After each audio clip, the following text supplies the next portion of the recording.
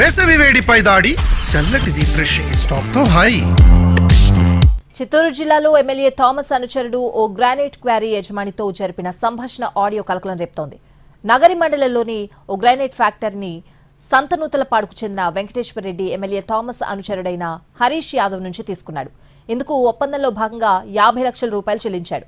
అయితే డబ్బులు ఇచ్చినప్పటికీ తన క్వారీ నడపనివ్వడం లేదంటున్న వెంకటేశ్వర రెడ్డి క్వారీ కోసం హరీష్ ను ప్రాధేయపడుతూ బతిమలాడుకున్నాడు. ఎమ్మెల్యే బిజీగా ఉన్నారని, తర్వాత డీల్ చేసి సెట్ చేస్తానని సమాధానమిచ్చాడు హరీష్ యాదవ్. ఈ ఆడియో కాల్ బయటకు రావడంతో నెట్టింట వైరల్ అవుతోంది. ఎన్నికల వరకు వైసీపీలో ఉన్న హరీష్ రావు ఆ తర్వాత టీడీపీలో చేరాడు.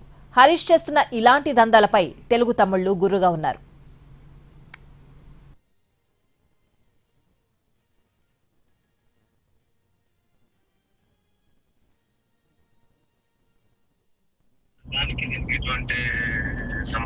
లేదు సార్, ఇప్పుడు నేను కాదు సార్ మిమ్మల్ని నమ్మి నేను మీ తరపున 50 లక్షలు ఇచ్చి నేను టెన్షన్ పడుతుంటే మీరు ఫోన్ ఎత్తకపోతుంటే నాకు ఎంత ప్రాబ్లంగా ఉంది సార్. నాకు ఏంటంటే నాకు అన్ని వయసు కూడా ఎక్కువ ఉంది సార్. షుగర్లు అన్నీ ఉన్నాయి, షుగర్లు ఉన్నాయి, థైరాయిడ్లు ఉన్నాయి, మనకి కొంచెం ఈ L4 L3 డిస్క్ ప్రాబ్లం ఉంది.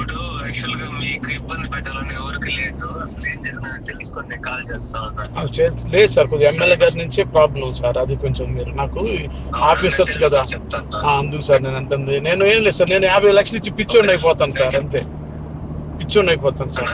నేను 50 లక్షలు ఇచ్చి కూడా పిచ్చోడిని అయిపోతున్నాను సార్.